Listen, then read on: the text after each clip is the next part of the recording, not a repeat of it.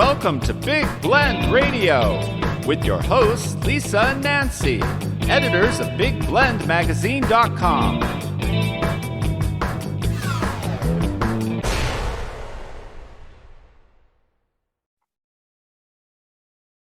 Hey, everybody. Welcome to Big Blend Radio Success Express, a business and career show. So every first Saturday, we welcome back travel writer Linda Kissam. She's known as the food, wine, and shopping diva, and she comes on the show to talk about her recent travel adventures, wine tasting adventures, culinary adventures, diva adventures. But today, we're not divaing in the world of travel, food, and wine. We're divaing in the world of social media. She's got some great advice for authors and writers on how to promote their books and articles on social media, and even with websites. Yes, it's a good idea.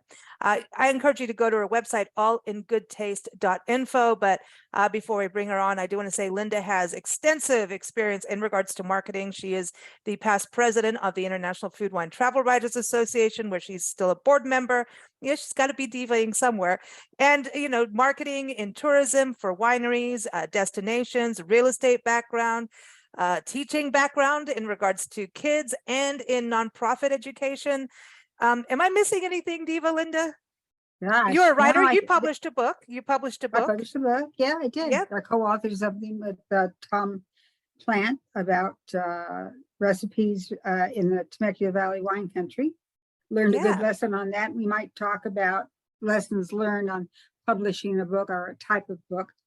A recipe book is really interesting if you use not only recipes, but you use the chefs that and the wineries they're at, because that changes like every year. Yeah. So, you learn a lesson about that. So what you're writing about now is not necessarily relevant a year from now. That's what we learned. Yeah, did you? Yeah, when we started the tour, the Love Your Parks tour, we wanted to add a nonprofit element and do recipe books according, for different charities. And the one was we were going to do a vegan cookbook, and, we got all these recipes. And so now we're holding on to them to get enough. And then the nonprofit changed, just saying.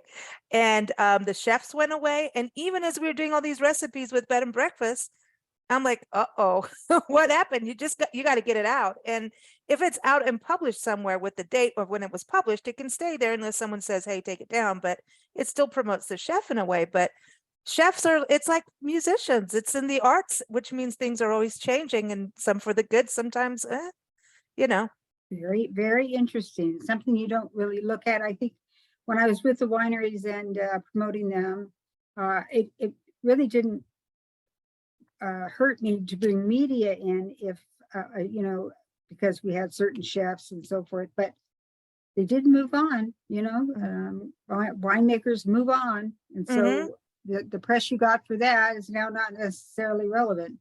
So as you say, get it out, figure it out. Yep. Get her done. Understand what it is you're doing and what the effects are a year from now.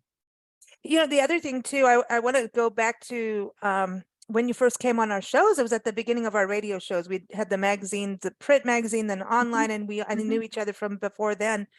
Next year, 16 years. So when this airs in January, we would be 16 in Big Blend Radio, which is pretty cool. And actually, the day after your show airs, we're having our party. So everybody, Champagne Sunday show on January 8th. Yeah. Okay. So excellent. And you're always part of our anniversaries. But I remember one of the first times of you coming on the show, and we were just doing everything on Blog Talk at that time, Blog Talk Radio. And that was the first place where podcasting, where people could call with a phone. And it really was social media. When you think about how podcasting became part of your social media marketing. And at that time, Twitter had just come on board, and, Facebook, people were doing Facebook normally at that point. When I'm thinking 16 years ago, Facebook was really about friends and family connecting, still is, but now that's got the huge business and marketing side. And Twitter came on board, and I thought, man, this is the coolest thing. Well, I don't know yet. We'll have to see what happens there. That's by January 8th. Who knows what's going to happen with Twitter? But things change and everything. But I remember like that beginning with you. And has social media changed in that amount of time? That's huge. Really something, really, really something. Started with Facebook for me, then went to Twitter, then went to Instagram. And it's interesting to follow the paths of these three. And then YouTube, of course, is a great star. It's very Pinterest. interesting. Yeah, and Pinterest. And Pinterest Yep. certainly very interesting the way these have evolved and how they're in favor, out of favor, in favor, out of favor. You really got to pay attention to see where your efforts are best placed on any given day. Almost, it's very strange. It's interesting talking with publicists too over the years. We've done shows on social media for authors, musicians, and at one point it was like Twitter was the better thing for certain kinds of music. If you're a jazz, go on Facebook. If it's a rock, you're going to do Twitter, and you'll do Instagram. Now it's shifted again. But so it is kind of cool. But I think when the first things, and you've got a great article, and everyone, it's up on blendradioandtv.com, will be in our next Success Express business magazine. You talk about really just look at what, maybe you've written a book or article, now what? And the beauty is, as a writer and author, we have these tools we didn't have years ago to really share and spread. I mean, your articles now have far more impact, can be shared all over the world. So it's really a cool thing, but don't just spray and play. You know what I mean? You know what I mean? You got to kind of know what your goals are. And I think so many of us just automatically just start share, and move on to the next thing. Share. I think especially for authors with a book, you really better do more. And as a writer of articles, kind of have a focus of who you are, right? Before you start spraying like kittens. I think it's really important to understand when you first start out, you've done your book, you've done your article. Now what? Just like you said, spray and play doesn't really work. Play and spray, whatever. It doesn't. It has a place, but it doesn't really do you any good. I think you have to. I know this is painful, but you have to have some goals. Maybe 2 goals, 3 goals. I mean, why in the hell are you doing this? Why? What are you doing on social media? Why are you there? And one of the other things that's so important is you're going to become a research agent. You are going to learn to research, and that will be your fallback on everything. Something isn't working, you need to get on your search engines and find out why maybe if I'm always posting in the morning, but on occasion I go and post in the afternoon, why did I get more likes or clicks throughs or whatever in the afternoon? So why am I wasting my time? So just research it. What is the best time for authors to post on Twitter? I mean, it's really simple. You can, as you know, you can ask. The insights section tells you all of that. And I know it's traveling all the time. So I have this habit of, and it's a positive habit of posting a quote of the day every day on Twitter and in our Big Blend community every day.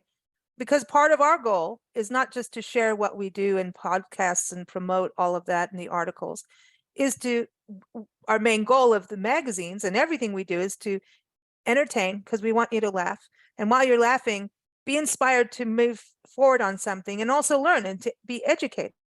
So our quotes are there to do that, right? So we're always looking, and I go, okay, now if I change time zones, which we frequently do because we travel full time, I'll go, I'll post it at 7 a.m. while I'm in Eastern time. That means it's 4 o'clock for you, Diva Linda. And why didn't you see it like when I did 7 o'clock in the morning when I was in California? So it does change. And if I change the time, you totally see a difference. And we do have scheduling tools, so that's a good thing. But the time thing is weird, isn't it? It is very weird, and you have to really get into that. So I don't know, identify your goals, understand that you're doing a lot of research, and you can even research how to research. I mean, it's not that hard, and once you get into it, you'll do research. I research every day. Something will come up and I'll think, now why did that happen? Or how come I can't make that better? And then I do the research on it. the other thing, if you're just starting out, you're going to have a website. Sorry, but you are. You have to have some place for these posts, for the people who are reading your posts, to come back to.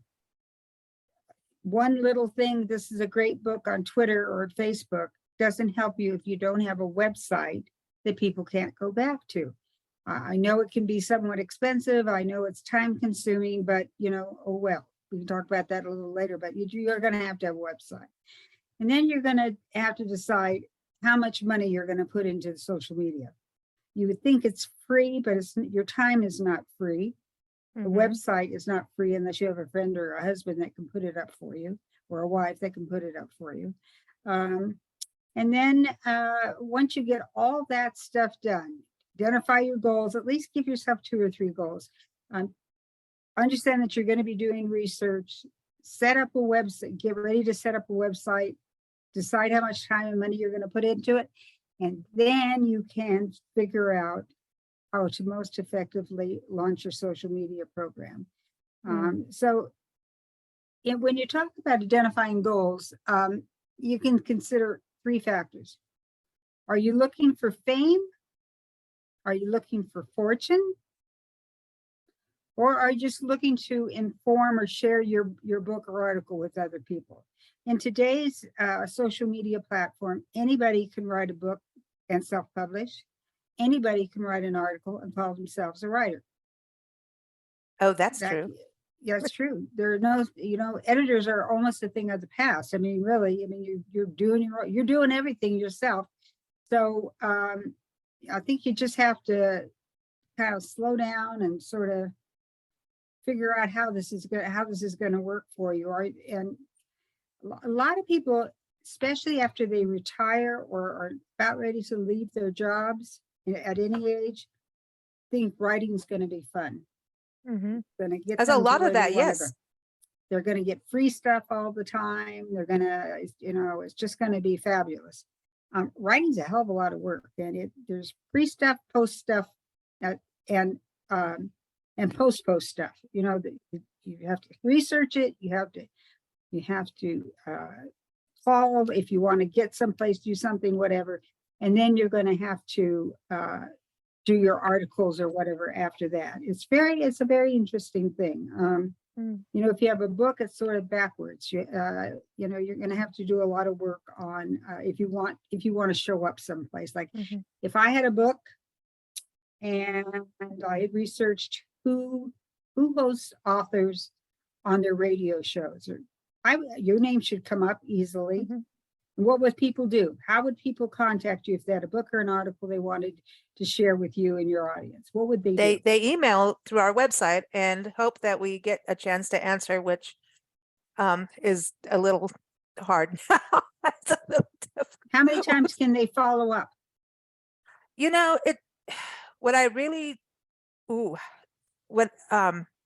There are publicists and people who spam you to death.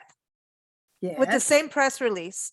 Yes. And if you don't hear back, you don't hear back. There's only so many we can physically answer. So I'm not being rude, and I'm not hiring someone to answer a bunch of no's.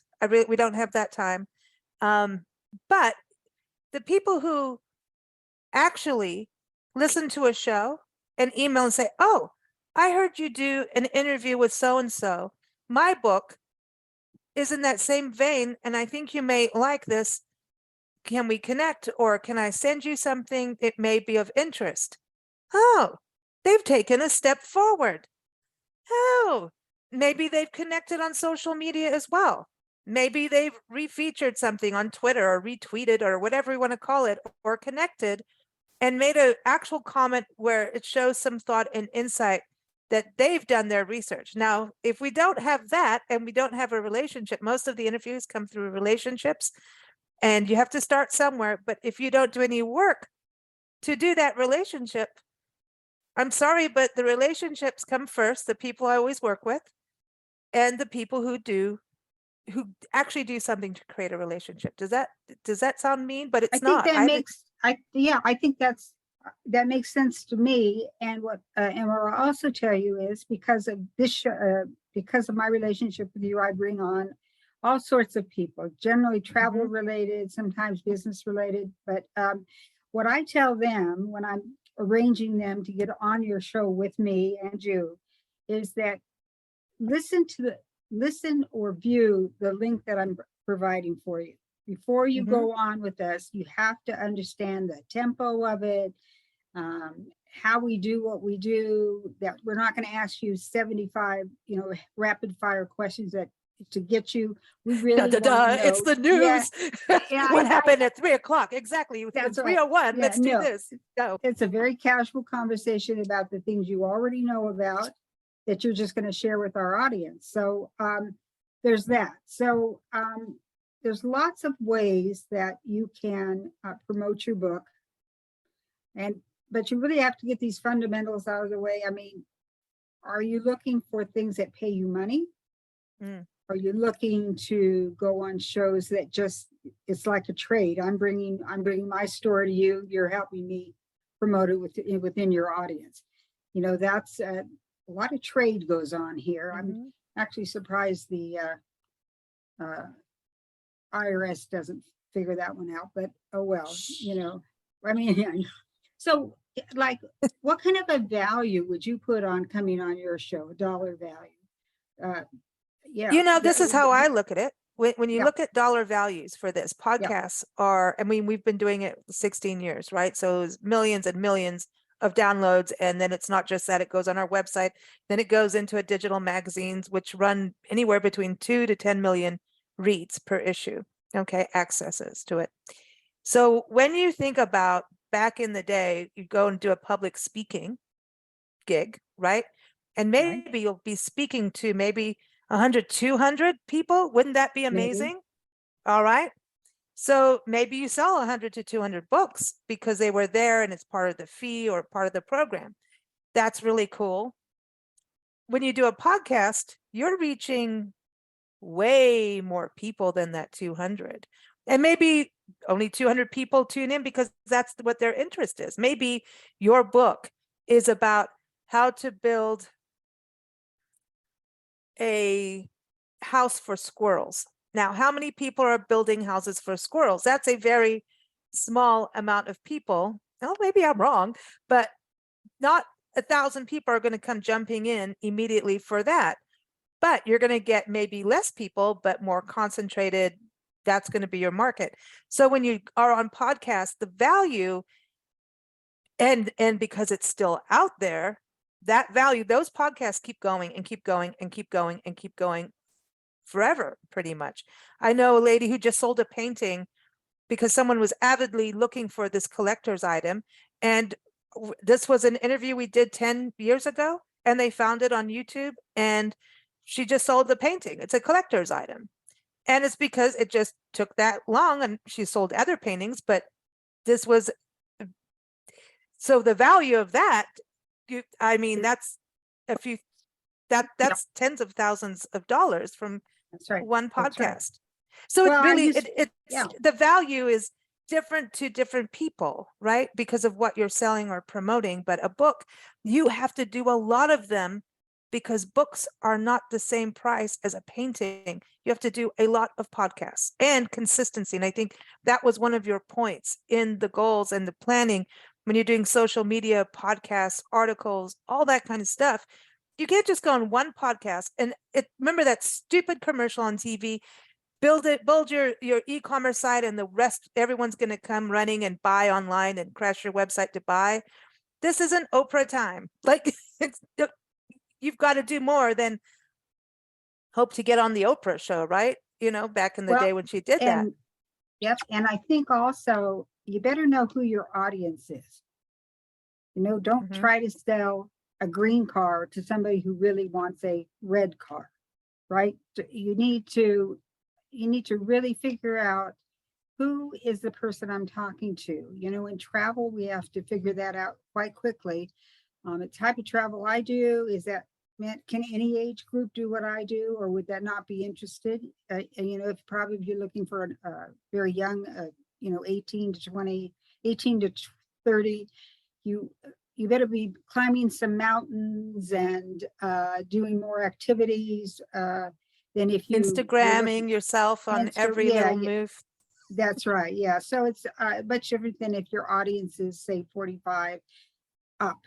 The knees start weakening, the drive is not there to do all What are this you talking about? stuff.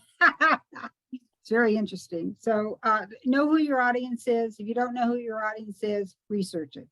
Mm-hmm. Kind of simple, not so hard. And again, everything takes some time to assess your goals every week. I know you're going to hate that, but is what you're doing working? Mm-hmm. Is just working on Instagram, Twitter, and Facebook, is that actually working for you?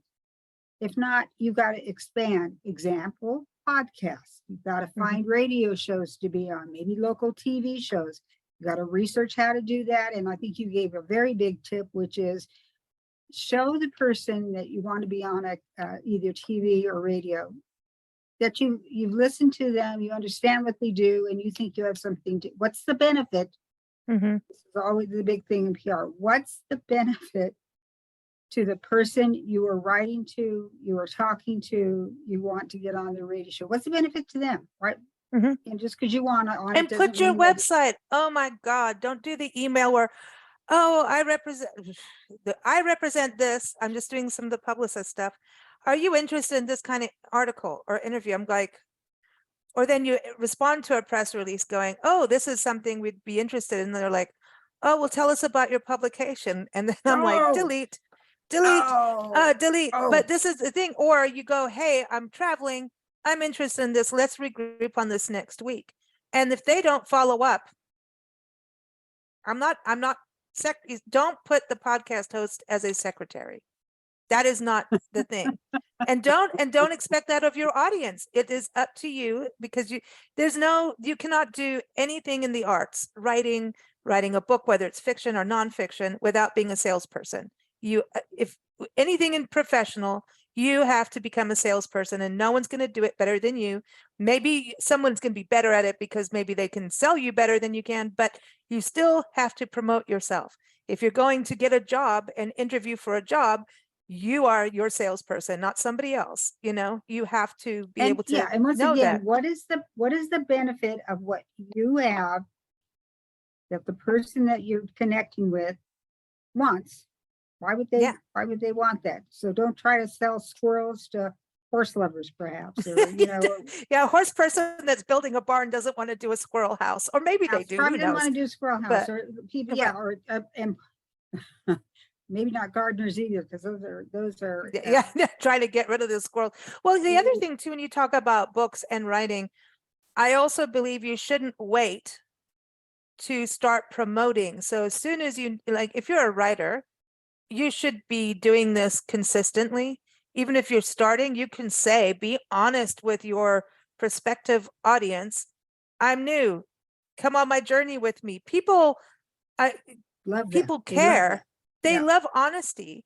And so there's that. But then even if you're writing a book, say you're writing a mystery novel, you can start putting up quotes. You can start putting up things like, oh my gosh, I just learned this happened over here. Jack the Ripper did this over here. Oh my gosh. These interesting things I learned researching for the book. And people are going to go, man, she's twisted. Some of my favorite interviews are with mystery writers, because we talk about really weird stuff, because their research is about how to kill people. And they've got to have the best Google history on the planet, or mystery and murder crime writers. I mean, really twisted. Which brings me to another point. If you have a book or you have an article, research who else has done the same thing or close to the same thing. And where did they go? And if they're successful, what's their journey look like? What's that path that they took to get to where they are? Some of it is great writing. Not everybody can write really well, especially with the age of internet.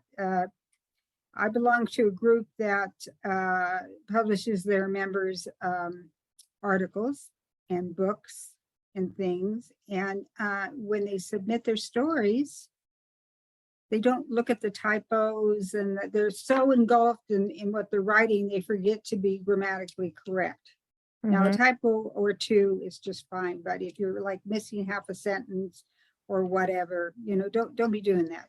Take some time to go on. Is it Grammarly? I don't know. Something. See, look how good that is. Yeah. Grammarly. Yeah, I can't say it, but I use it. It's great, and it will help you. It will help you figure out what you need to do better in your writing. Is all I'm saying. But anyway, back to knowing who your audience is, and you can research that. You can go and look and see who is following who, or who is doing what shows. How did they do that? How did they get on Lisa's show? I want that. That outreach is amazing. I mean, it's like major. I need to get my book or my article on that, and I need to do it in a way that is a benefit for both Lisa or Big Blend and myself. I continue to think about benefits for who you're working with. Does it also reach your goals? It doesn't make any sense to do any of this unless you understand why you're doing it. Is it for self-fulfillment? A lot of people right do that. Is it for travel involved? You're going to get to go to bookstores. You're going to get to go to a hotel or whatever it is you're going to do. But what's the benefit here all around? What's the benefit of people that you're talking to or going to see or whatever? I mean, that's a big one. If you don't have that in your head at first, you're going to be wasting a whole lot of time. You might, after you get a little more seasoned, you might go, oh, I get it. I should have, I need to, really push that benefit. Sorry, I can try again. And I would imagine you might remember somebody who wrote a really poor introduction, or what we call a query letter to you, and you just rejected it. But maybe 2 years or a year down the road, you were sort of remember the name, and you go, wow, look at that. They polished up, they manned up, they did what they were supposed to do. Now I understand, and and you might say, yeah, come on, looks like there's a good benefit for both of us on this. So if you try once and you get somebody doesn't really care to engage with you, try again, try in a different way. And that I always say, try in a different way, try a different approach, and instead of just spamming the same thing. And it really is connectivity. That's, to me, it's about engagement, and it is about building a relationship, and relationships in different levels, right? There's people on Twitter that I've known for over 16 years, 15 years, whatever, since we've been there. And it's like we connect. We maybe say, hey, here's a coffee clink in the morning, but there's this positive thing, and they help share stories sometimes. Sometimes they retweet a thing, and it's a positive experience, right? And so to me, it is always that. And what you say about research, what the benefits are, I think is so huge, just for all levels, for social media, but also to get a publisher, perhaps. There's so many independent publishers now. We went through the whole thing. Oh, I want HarperCollins to publish me. Well, it is possible. I really want people. It is possible. You could get the right agent, but you actually have to query the agents. The agents are picky about who they represent, or, regarding their load of clients and time and everything. So, really knowing what you're going to embark on, it's, and it can change as it goes if you have a relationship. One thing that, we work with the National Parks Arts Foundation. It is an incredible program where artists, writers, musicians, poets, can apply to stay in an artist residency for a month in a national park. There's, Hawaii Volcanoes National Park. You have your own 6-bedroom house. You can bring your family if you want, overlooking the ocean with awesome Hawaiian coffee down the street, real Hawaiian coffee, a recording studio. Like, who doesn't want to go there? But you have to apply, and it goes through a jury. You apply and you say, this is my vision. I looked up this is what I think, the lava tubes, and the fact that there is lava flowing right now is fascinating. And this is how I envision this. We interview them every first Friday, an artist from this program that has made it through. And some have done it multiple times, but they had to apply so many times, a lot of times getting no, even though they could be one of the top artists or writers or musicians on the planet. But if it just didn't work at that point with that jury, they go back in. Another thing, because they developed a relationship, if they did get it accepted, majority of the artists, they think they're going to go in and do this, 95% of them go in there and their whole perspective changes once they're in. And that's okay because they've developed a relationship. And if it's about the integrity and craft, they are allowed to change and do whatever they want. It's art after all. So that is the same with when you do pitches. You are allowed to make a change as you get your foot in the water, because that's life. So I think that's an interesting thing. If even on social media and your posts start to change, if you keep a dialogue and communicate why it's okay, and it could actually open up a whole new audience. It's cool. So let's say you have a website, you've built a website, and it should start simple at first. Don't get it too complex, because you'll never work on it if it's too complex at first. As you get more seasoned, you want more features and you'll work those features. But let's try to be not quite so big and beautiful at first. Just give yourself, because posting social media takes me a minimum of 2 hours every day. 2 hours. A lot of work. I've got to figure out what I'm going to talk about. I have to put it in and I have to craft it before I place it. So I don't necessarily do my like my Facebook. If it's a business thing, I craft it on a piece of paper or a note or whatever, and then I cut and paste it into Facebook. So I have a better feel for what I'm writing. So I think that's important. Don't do it directly unless you get really, really good at it, and then you can. Make sure that you're talking to your audience. Remember, don't be talking about squirrels to gardeners or something, or car salespeople. Maybe they don't give you gardeners care, but a car salesman might not. Figure out the words and the text and the photos that will entice somebody back to your website. And do not blah blah blah blah at people. 4 sentences at the most. Try to get it down to 2. Try to say something that engages them so that they want to click on your link back to your website, because that's where you have a whole lot to show them, a whole lot to tell them. Make sure that you use a photo picture, either that you've taken or that you have gotten off of something like a photo stock place, something like Dreams Time, all one word, dreamstime.com. They have free photos. The quality is very good. You can also pay for them. I've done that myself.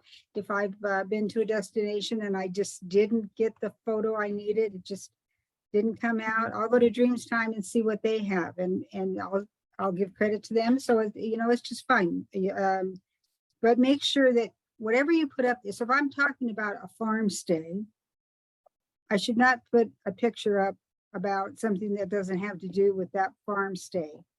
If I went and had food, it could have food. If I went and visited a farm, then it should have something about the farm. But not more than 4 sentences, preferably 2. Get them, say something, especially in your ending sentence, that will get them to go to your website. Sometimes I don't even finish my sentence. Sometimes I start talking about something, and then right in the middle of the sentence, I'll say, click here for more information. So if my sentence was engaging and they want to find out what the end of that sentence was and more, then they will go to my website. They will go to my article, and that's how lately I've been figuring this works out a lot better than blah blahing at everybody for 20 sentences. You don't want that. Just want them, get them to your website. You want them to buy your book or to read your article. You want your numbers to get up. So think about that. I think in the article I show you what I do, and maybe that will be helpful to you as well. I think even using a question is a good way on social media. It's like, have you wondered how to take care of squirrels? Here's how, have you thought of building them a home right next to your car so they can chew the wires? You know what I mean? Oh, yeah, I love yeah. squirrels, but Especially- I think you're really right about the visuals. I know that from like doing the quotes. If I put a visual, that's really good. Now, the other day I learned use your own photo, and I used a stock photo that I did not need to give credit to. And everybody's like, oh, did you take that photo? I'm like, no. And I have one just as good quality. And did I do it? No, it was just a typical, duh. So yeah, I should have done that. And I was like, oh, I'm so stupid. And I did say, like, duh, I should have. And then watch more people saying the same thing. And I'm like, duh, all right, but it's okay. And it's okay to have a conversation. I think that's the thing, is have a conversation on social media, let that happen, because that does help the algorithms. But again, it goes back to those relationships. And after all, isn't that what social media is about? It don't just be a post. That's what I was talking about, that spraying. Don't just keep it's like talking at someone instead of with them, That's very good. I think that's very good, because they'll be more inclined to want to know more about you. Mhm. If you are talking about something that's engaging them, obviously, and they can see that they can learn more about what you're saying, or they just if they like inspirational quotes, which a lot of people do, and they see that you're consistent with yours, and they may just follow that link because to find out how many other ones you've done or what your other ones say. Maybe they're going through a rough patch, a breakup, whatever, bad day at the office. Inspirational quotes can just really turn your day around. Yeah. So maybe you need more than what you what you wrote that day, but I know I can go now to your site and I can find probably, 20 more, 100 more that I can sift through. Yeah, I think the quote thing works. You do connect with people, and I see the same audience majority of the time go in and like those quotes every morning. So there's times on the road I'm like, where's my reception? Where's my internet? Oh my God, these people over here are gonna go like, what happened? And I feel weird. Like I feel like a responsibility to do it, but it also helps me, because who doesn't want a little humor or something good for the day? Who doesn't want that? So, even if my timing is off, I will get there. It's just and if you can learn something, who wrote that? If someone had died that day or was born that day, I'll try and connect that, because, if people can go, ooh, who is this person? Who said this or did that? I'm going to go learn about them.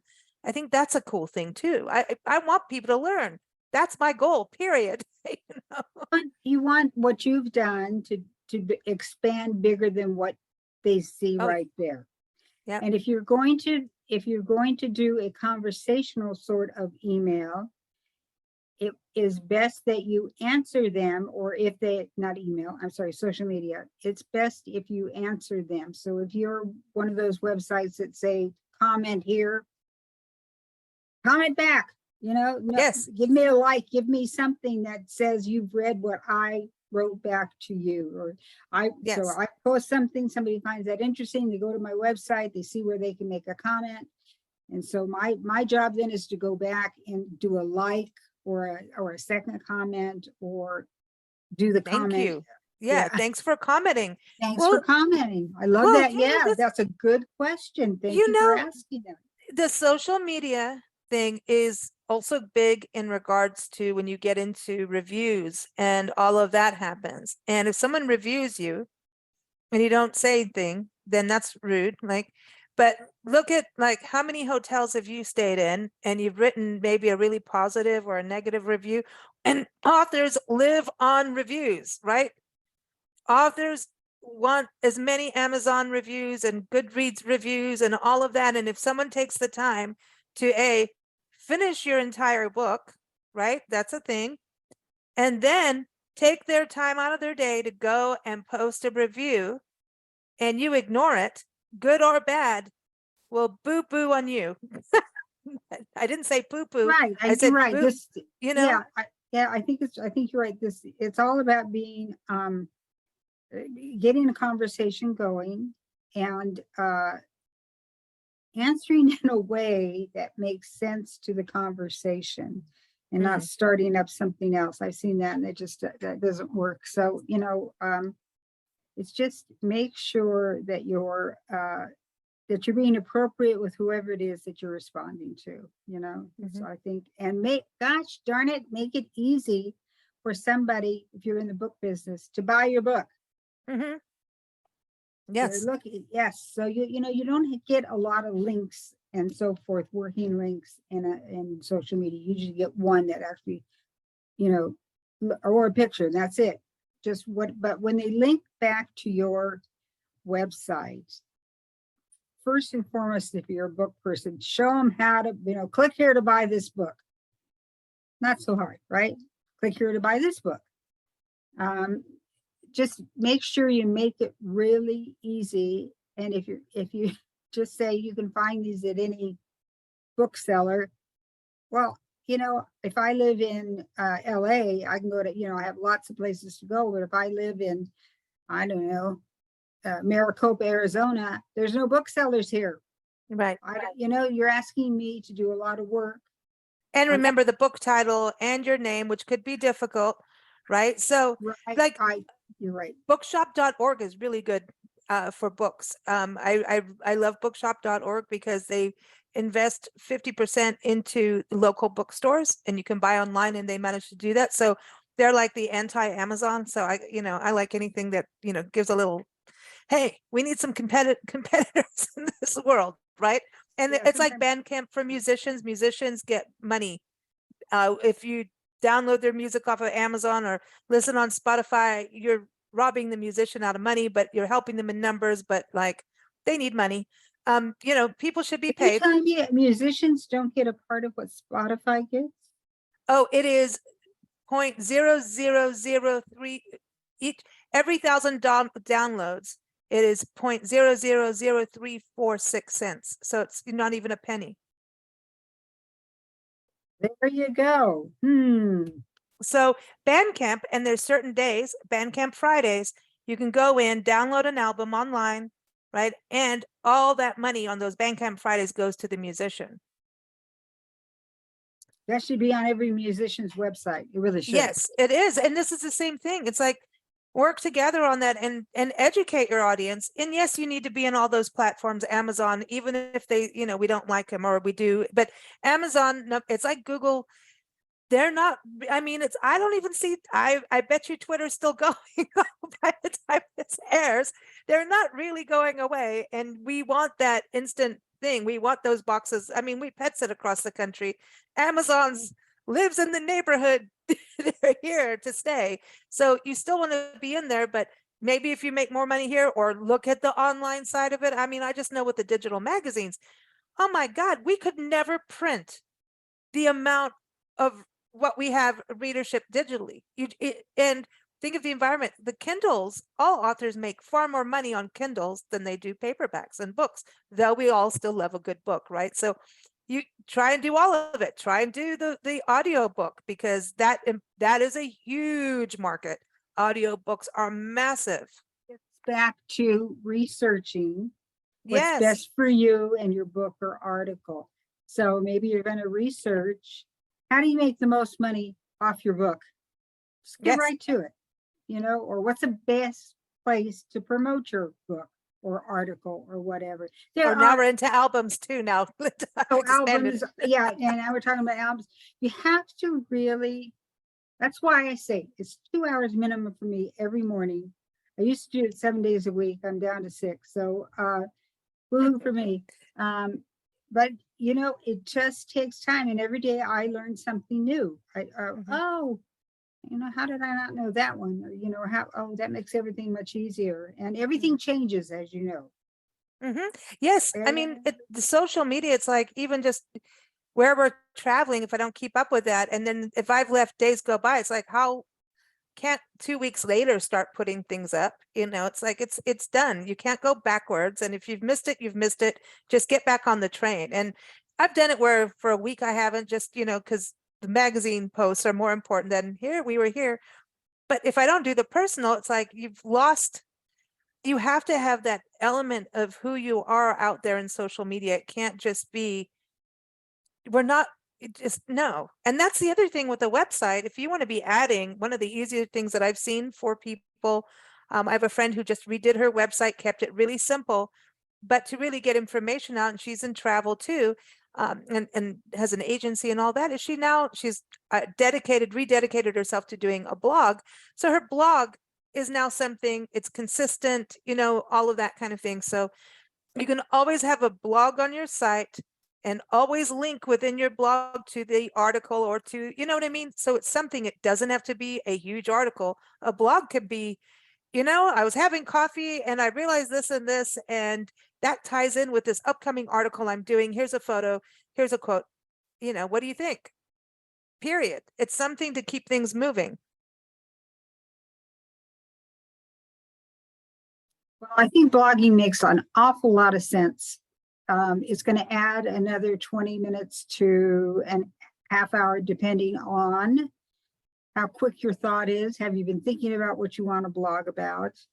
Remember, people love personal stuff. Today, I was thinking about blah, blah, because I don't know, I was grooming my dog, and that just brought back memories of what I used to do with my mother or my sister or my brother. May not have anything to do with your book, but it shows a personal side of you, which is what your inspirational stuff does as well. Just remember, you're always selling your book in some way, and sometimes selling yourself and your personal thoughts is a way to get people on board on your side. Because it goes back to relationships, right? Because people buy from people more than a product. And if you've moved someone, so when you go back to social media posts, whether you're doing a live Instagram chat or a Facebook reel or TikToking, or we've got to not miss TikToking, right? TikTok, you can do so much on TikTok. It's pretty amazing. And so you can be connecting in like a podcast. One of the reasons, I remember it was pre-podcast, and it was at the very beginning actually, and I worked with a lady who helped people plan their weddings and did the wedding stuff, which I was like, you really need wine, because you have to deal with the bridezillas, the momzillas, all. Oh, so anyway, I started recording little wedding tips with her, and I think we were sprinkling them on the different shows. And we took the MP3. We didn't have all the fancy players back then, and we put it on her website. She had ladies book from her, confidently would make the appointment to come and meet her, to work with her, and said, hearing your voice made us feel calm and like I've connected with you, and felt comfortable to come in and spend time to do the wedding with you. They were pretty much already sold because she gave them something useful, a tip. She didn't give them the whole book, right? She gave them a tip. She helped. They heard her voice, and just it resonated with them. So she already did all this extra work. So when you talk about the value of how much, value, dollars and cents with a podcast or a social media thing, you never really know where it can hit and when. And sometimes it's not just a book sale. What if it's someone whose friend works in the HarperCollins thing and hears it and goes, hey, maybe, hey, honey, I really found a new one for you. You never know. Or it could be someone who's looking to make a film. Right now, authors, it is open season for all these streaming sites to create movies and binge-worthy series. Netflix, Hulu, all of them are buying like crazy, because apparently we like to pig out on streaming, content. So, open sesame, check it out. So you never know who's going to connect with you for what. So don't always just go for the book sale or the extra click. You never know. So it does go back to goals and relationships. Website. What does your website have to offer? Is it easy? Yes. It's got to be easy. The more you know, the more seasoned you become, the more complex your website can become, because you begin to understand what it is your audience wants from you. So maybe you need a blog page, maybe you need a picture page, maybe you need something else. I'm amazed at how many more followers I get on Instagram every time I post a picture. So it's food, wine, or travel related, and it may be a picture, just one picture, and I say where it came from, and I am just amazed that people love it and want to see more. Who knew? I mean, it's just great. It's just but is that part of my goals? Yes. And is that a benefit to me? Yes. Is it a benefit to the person looking at my stuff? Well, if you're a foodie or a travel person or whatever, it's grand. You get to see something that you hadn't thought about, or you might want to try, or whatever. So it's great for the destination. Great for the destination, absolutely. Maybe they hadn't thought of going to Oklahoma as a destination. Sometimes I go on press trips, and I think to myself, oh my gosh, this isn't New York or something, and it's a smallish It's city. not and diva-ish. Not diva-ish enough, but you know what? That's not really true. Small cities are great way. Actually, you get to see more because it's not as large generally, and there's not as many activities, so you can just concentrate on spending time on each. I like to see botanical gardens. I like to see wine shops, wine tasting, foodie stuff, and every small city has that. So, I like putting those up. People that may not think about going, if they're in Washington especially, or visiting Washington, going across that northern border into Canada, easy. Wonderful things to see and do, and easy, and they speak English, and it's quite wonderful. I just, in closing here too, I wanted to touch on what you say about going to the small towns. They don't get as much press. And when you start putting up things for them, these little gems of places, it means the world to them and makes their community feel proud, And the other thing, going to these small towns, so as a writer, look at them, because you do develop strong relationships. And Facebook is really good for that, by the way, on small towns. That's a good small town following. A lot are on Facebook and share. It's like someone wrote something about our town, they're going to share it because it's not always a frequent thing, maybe. The other thing is, when you live in a small town, a lot of times the musician tour bus bypasses you. The book tour of someone going bypasses you. And so you've got to even look how certain politicians really created a following by going and not ignoring the small towns. So you may want to put the small towns on your tour map, because they're going to be, oh my gosh, someone's coming to town. Oh, it's great. They went, the 20 miles off the interstate, instead of going to this big city, they decided, hey, let's go see what we can do there. It may not make as much money, but you may actually double or triple. That's a real good possibility, but you're going to have a real intimate experience, and you're going to develop relationships, and that stuff's going to get shared. So don't always go for the big, I'm serious. I mean, look how we travel. You make these relationships, and there's always something unique to see. So put that on your radar, and you'll have something new on social media that you're not competing with. If you keep going New York City, well, a gazillion people are putting New York City up. But if you're doing upstate New York, maybe Seneca Falls, by the way, everyone should go there. It's beautiful. You're going to get some traction. And so there it is, hashtags too. So Diva Linda, there's a lot. We could talk about this for days, but goal setting, websites, relationships, the whole thing. Absolutely. Yeah. It's Awesome. it's a fascinating subject. Yeah. And honestly, to ramp up doesn't take that long, but you have to be consistent. Yes. And have fun with it. You're going to spend time doing it. Again, it should be something that you've researched, that you have a passion for. So enjoy doing it, and I think I know a lot of people have teams that do it for them, and that's fine, but don't completely take your toes out of the water, because it's a relationship. So it's good to go. Even the most famous musicians go in and do their own posts, And they should. And we want to hear from famous people. We want to hear from the authors that we're reading. It's very exciting. So I have a series that I really like, but then when the author gets on and she talking about it, it's kind of weird. It kind of there's a kind of a disconnect, but I still want to hear from her. I still want to see what she thinks and what she does as she does this series. And I'm a fan forever. It's just one of those See? things. But yeah. Yep, it is. It's awesome. Well, everyone keep up with Diva Linda. Her website is allingoodtaste.info. And of course, read her articles on blendradioandtv.com, including this one about social media and promoting your book and writing. And she is here every first Saturday. Next first Saturday, we're going to be talking about cruises. Diva Linda, this is going to be an exciting show. That I can't wait for everyone. So bigblendradio.com is where to find us. And when you go to that page, you'll see a whole list of links of where we are. So it's easy for you to just click on, do you want to watch YouTube? Do you want to do it on Spotify? And I don't know how much money we make from Spotify. Let's not go there. All right, everyone, thank you so much for joining us here on Big Blend Radio. Thank you, Diva Linda.